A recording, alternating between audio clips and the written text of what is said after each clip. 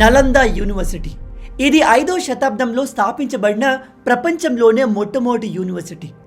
ఆ కాలంలోనే ఈ యూనివర్సిటీ లైబ్రరీలో సైన్స్, మెడిసిన్ అలాగే ఆస్ట్రాలజీకి సంబంధించిన 90 లక్షల కంటే ఎక్కువగా బుక్స్ ఉండేవి.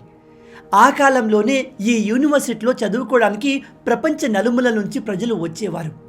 అలాంటి ఒక గొప్ప యూనివర్సిటీని ఈ బఖ్తియార్ ఖిల్జీ కంప్లీట్గా నాశనం చేశాడు. అసలు ఈ నలంద యూనివర్సిటీ హిస్టరీ ఏంటి? ఈ యూనివర్సిటీని ఈ బఖ్తియార్ ఖిల్జీ ఎందుకు నాశనం చేశాడు? దాని వెనకాల ఉన్న స్టోరీ ఏంటి?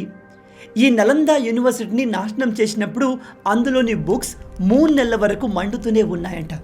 అందులో నిజమెంత? ఇలాంటి అనేక విషయాల్ని మనం ఈ వీడియోలో ఇన్ డీటెయిల్గా తెలుసుకునే ప్రయత్నం చేద్దాం. వీడియో చాలా ఇంట్రెస్టింగ్గా ఉండబోతుంది కాబట్టి ఏమాత్రం స్కిప్ చేయకుండా పూర్తిగా చూసి అన్ని విషయాలు తెలుసుకోండి. అండ్ వీలైతే ఈ వీడియోని మీ ఫ్రెండ్స్ అండ్ ఫ్యామిలీతో షేర్ చేసుకోండి. ఎందుకంటే మొదటి నుంచే మన భారతదేశం ఎంత గొప్పది అనే విషయం ప్రతి ఒక్కరికి తెలియాలి. కానీ ఎప్పట్లాగే వీడియోలోకి వెళ్ళే ముందు మీ అందరికీ ఒక చిన్న ప్రశ్న. దీనికి ఆన్సర్ ప్రతి ఒక్కరికి తెలిసి ఉండాలి. సున్నాని మొదటిసారిగా కనుగొన్నది ఎవరు?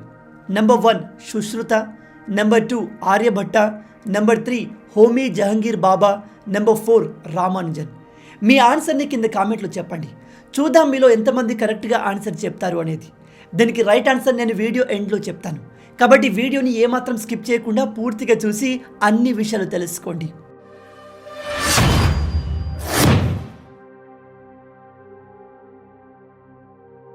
నలంద యూనివర్సిటీ 5వ శతాబ్దంలో స్థాపించబడింది. ఇది ప్రపంచంలోనే అతి పురాతనమైన అండ్ మొట్టమొదటి యూనివర్సిటీ. ఇంట్రెస్టింగ్లీ ఇది ప్రజెంట్గా మన దేశంలోని అతి తక్కువ అక్షరాస్యత ఉన్న బీహార్లో ఉంది. ఈ నలంద అనే పేరు సంస్కృతంలోని 3 పదాలతో ఏర్పడింది. అవే నా, ఆలం అండ్ ద. దీని అర్థం అన్స్టాపబుల్ ఫ్లో ఆఫ్ నాలెడ్జ్ అని, అంటే ధారాళంగా ప్రవహిస్తున్న జ్ఞానం అని అర్థం. ఈ నలంద యూనివర్సిటీ గురించి అప్పటి చైనీస్ ట్రావెలర్స్ అయిన హ్యూంగ్ త్సాంగ్, ఇన్సింగ్ రాసిన తమ పుస్తకాలు వివరించారు. ఈ హ్యూంగ్ త్సాంగ్ 7వ శతాబ్దంలో మన దేశానికి వచ్చారు. ఆ సమయంలోనే అతను మన నలంద యూనివర్సిటీని విజిట్ చేశాడు. ఈ నలంద యూనివర్సిటీని 1వ కుమారగుప్త స్థాపించినట్టుగా చెప్తారు. ఈ చైనీస్ ట్రావెలర్స్ చెప్పింది ఏమిటంటే ఆ సమయంలోనే ఈ నలంద యూనివర్సిటీలో 10,000 కంటే ఎక్కువగా మాంక్స్, 1510 మంది టీచర్స్ ఉండేవారట. అంటే ఈ నలంద యూనివర్సిటీ రెసిడెన్షియల్ యూనివర్సిటీ. విద్యార్థులు అక్కడ చదువుకొని అక్కడే ఉండేవారు. ఆ కాలంలోనే నలంద యూనివర్సిటీకి China, Japan, Korea, Indonesia, Sri Lanka, Persia, Turkey నుంచి అనేక మంది చదువుకోవడానికి వచ్చేవారు. ఈ నలంద యూనివర్సిటీలో బుద్ధిజంతో పాటు ఆస్ట్రానమీ, మ్యాథమెటిక్స్, ఫిలాసఫీ, మెడిసిన్ లాంటి సబ్జెక్టు నేర్పించేవారు. నలంద యూనివర్సిటీలో ఎడ్యుకేషన్ అనేది కంప్లీట్గా ఫ్రీ. ఎవరైనా వచ్చి ఇక్కడ చదువుకోవచ్చు. ఈ యూనివర్సిటీలో ఎక్కువగా ఉపనిషత్తు నుంచి సబ్జెక్ట్ని ఎక్స్ట్రాక్ట్ చేసి నేర్పించేవారు. మీకు తెలుసా, మన ఆర్యభట్ట గారు కూడా ఈ నలంద యూనివర్సిటీలోనే చదువుకున్నారు. ఆయనతో పాటు హర్షవర్ధన, వాసుబంధు, ధర్మపాల్, నాగార్జున లాంటి గొప్ప గొప్ప మేధావులు ఇక్కడి నుంచే వచ్చారు. ఆర్యభట్ట గారు ఈ యూనివర్సిటీలో చదువుకోవడం మాత్రమే కాదు, ఆ తర్వాత ఆ యూనివర్సిటీకి హెడ్ అయ్యారు. దాదాపు 800 సంవత్సరాల వరకు ఈ యూనివర్సిటీ ఎందరో లక్షల మందికి జ్ఞానాన్ని పంచింది. కానీ 12వ శతాబ్దంలో ఈ యూనివర్సిటీ ఒక దుష్టుడి చేతిలో కంప్లీట్గా నాశనమైంది. అయితే ఈ నలంద యూనివర్సిటీ డిస్ట్రాయ్ అవ్వడం వెనుక ఒక ఇంట్రెస్టింగ్ స్టోరీ ఉంది. Invasion of Nalanda. నలంద యూనివర్సిటీని నాశనం చేయడానికి 3 సార్లు దానిపై అటాక్ చేశారు. మొదటి 2 సార్లు ఈ యూనివర్సిటీ పైన అటాక్ చేసినప్పుడు మళ్ళీ దాన్ని రిపేర్ చేసి నార్మల్ చేశారు. కానీ 3వ అటాక్ ఈ యూనివర్సిటీని పూర్తిగా డిస్ట్రాయ్ చేసింది. ఈ యూనివర్సిటీ పైన మొదటి అటాక్ 455 నుంచి 467 సంవత్సరాల మధ్య జరిగింది. అది కూడా సముద్రగుప్తుడి కాలంలో జరిగింది. ఈ అటాక్ని చేసింది హ్యూనాస్ ట్రైబ్కి చెందిన వాళ్ళు. వీళ్ళు సెంట్రల్ ఆసియా నుంచి ఖైబర్ పాస్ ద్వారా మన ఇండియాలకు ఎంటర్ అయి అటాక్ చేశారు. అయితే ఆ సమయంలో ఉన్న గుప్త రాజులు ఈ హ్యూనాస్ ట్రైబ్ని ఓడించి తిరిగి తరిమేశారు. వాళ్ళు డ్యామేజ్ చేసిన నలంద యూనివర్సిటీని గుప్త రాజులు రిపేర్ చేయడం మాత్రమే కాదు, మరింత పెద్దగా కన్స్ట్రక్ట్ చేసి దాని గొప్పతనాన్ని పెంచారు. ఇక నలంద యూనివర్సిటీ పైన 2వ అటాక్ 7th సెంచరీలో గౌదాస్ రాజవంశ అనే బెంగాల్కు చెందిన రాజు చేశాడు. ఈ అటాక్ తర్వాత బుద్ధిస్ట్ రాజైన హర్షవర్ధన్ ఈ యూనివర్సిటీకి మరమ్మతులు చేసి తిరిగి నిర్మిస్తాడు. ఇక మూడవ మరియు అతి క్రూరమైన అటాక్ బఖ్తియార్ ఖిల్జీ 1193వ సంవత్సరంలో చేశాడు. Why Bakhtiyar Khilji destroyed Nalanda? ఈ బఖ్తియార్ ఖిల్జీ నలంద యూనివర్సిటీని డిస్ట్రాయ్ చేయడం గల కారణం వింటే మీరంతా ఆశ్చర్యపోతారు. అదేమిటంటే ఒకసారి ఈ ఖిల్జీకి ఆ కాలంలోని అతి ప్రమాదకరమైన వ్యాధి సోకింది. దాన్ని నయం చేసేందుకు ఇస్లాం మతంలోని అనేక మంది హకీంలు ట్రై చేశారు, కానీ ఏది వర్కౌట్ కాలేదు. అదే సమయంలో ఒక వ్యక్తి ఈ ఖిల్జీ దగ్గరికి వచ్చి నలంద యూనివర్సిటీ ప్రిన్సిపల్ అయిన రాహుల్ శ్రీభద్ర ఎటువంటి వ్యాధినైనా నయం చేయగలడు, ఒకసారి అతన్ని పిలిపిద్దామని చెప్తాడు. అయితే ఇస్లాం మతం ప్రకారం వాళ్ళ మతాన్ని నమ్మని వేరే మతస్థులను కాఫిర్స్గా కన్సిడర్ చేస్తారు. అందుకని ఈ బఖ్తియార్ ఖిల్జీ రాహుల్ శ్రీభద్ర పేరు వినగానే వాడు మన మతస్థుడు కాదు, ఒక కాఫిర్ చేత నేను వైద్యం తీసుకోను అని రిజెక్ట్ చేస్తాడు. కానీ అతని ఆరోగ్యం రోజురోజుకి క్షీణించడంతో వేరే దారి లేక రాహుల్ని పిలుస్తారు. అతను ఖిల్జీ ఆరోగ్యాన్ని పూర్తిగా పరిశీలించి మీరు కొన్ని మూలికల్ని వాడాలి అని చెప్తాడు. కానీ ఇస్లాం మతానికి చెందిన ఈ ఖిల్జీ నేను నీ చేతి ద్వారా ఇచ్చే ఏ మెడిసిన్ వేసుకోను అని కండిషన్ పెడతాడు. ఈ కండిషన్ ద్వారా ఈ ఖిల్జీ రాహుల్ శ్రీభద్ర అంత గొప్ప వైద్యుడు కాదని ప్రూవ్ చేద్దాం అనుకున్నాడు. అంతేకాదు హిందువుల్ని కూడా కించపరిచే ప్రయత్నం చేశాడు. ఖిల్జీ ఈ కండిషన్ పెట్టినప్పటికీ రాహుల్ శ్రీభద్ర గారు చాలా కాన్ఫిడెంట్గా త్వరలోనే మీ ఆరోగ్యం నయమవుతుంది అని చెప్తాడు. అండ్ అతను చెప్పినట్టుగానే ఖిల్జీ ఆరోగ్యం నయమైంది. అది ఎలాగో తెలుసా? ఈ రాహుల్ శ్రీభద్ర ఖురాన్ని తీసుకుని ఆ పేజీల పైన ఒక మెడిసిన్ని పూశాడు. ఆ మెడిసిన్ ఉన్న ఖురాన్ తీసుకువచ్చి ఖిల్జీకి ఇచ్చి రోజు కొన్ని పేజెస్ చదవండి అని చెప్తాడు.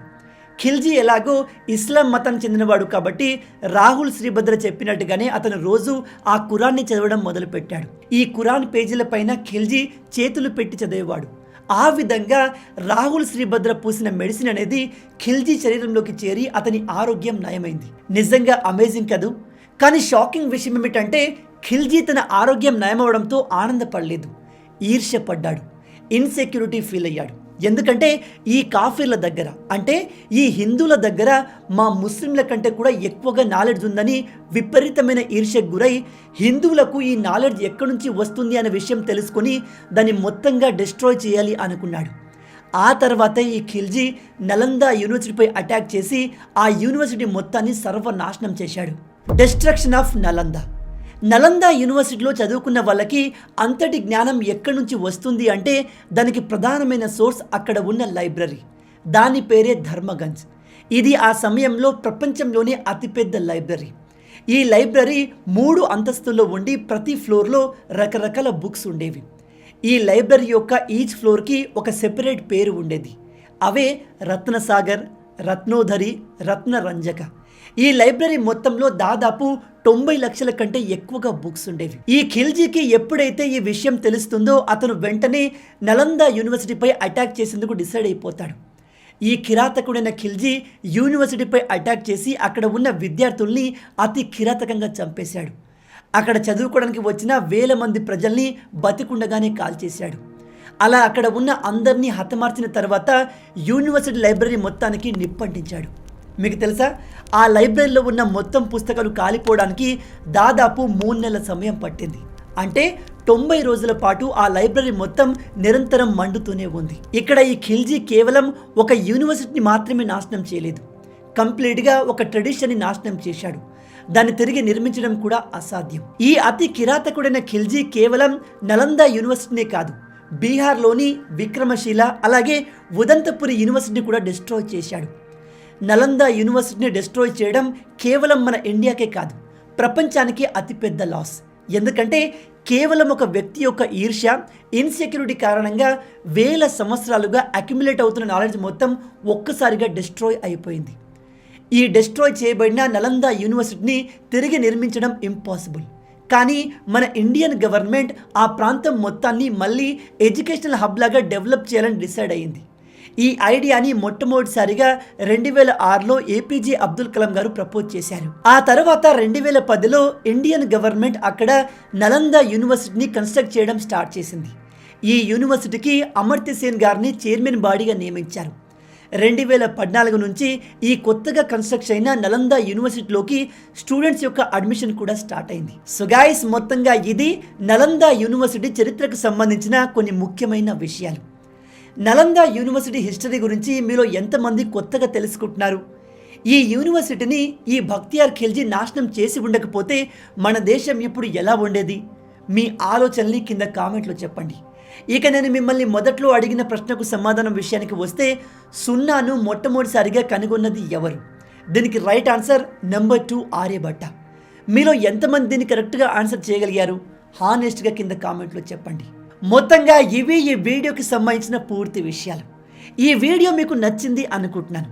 నచ్చితే అలా ఊరికే చూసి వెళ్ళిపోకుండా వీడియోని లైక్ చేయండి. ఈ వీడియోకి నేను మీకు ఇచ్చే లైక్స్ టార్గెట్ 7000 లైక్స్. చాలా ఈజీ, సింపుల్గా చేసేయండి. మీరు కొట్టే లైక్స్కి కింద ఉన్న లైక్ బటన్ పగిలిపోవాలి. అలాగే ఇలాంటి మరిన్ని ఇంట్రెస్టింగ్ వీడియోస్ కోసం మన ఛానల్ని సబ్స్క్రైబ్ చేసి మమ్మల్ని సపోర్ట్ చేయొచ్చు కదా. ఇది మీకు కంప్లీట్లీ ఫ్రీ. కానీ మీరు చేసే ప్రతి ఒక్క లైక్ అండ్ సబ్స్క్రిప్షన్ మాకు మరిన్ని వీడియోస్ చేయడానికి ఒక మోటివేషన్లా ఉంటుంది. కాబట్టి వీడియోని లైక్ చేసి ఛానల్ని సబ్స్క్రైబ్ చేయడం మర్చిపోవద్దు. రాబోయే వీడియోలో ఇంకో ఇంట్రెస్టింగ్ టాపిక్తో మళ్ళీ కలుద్దాం. అంటిల్ దెన్, జై హింద్.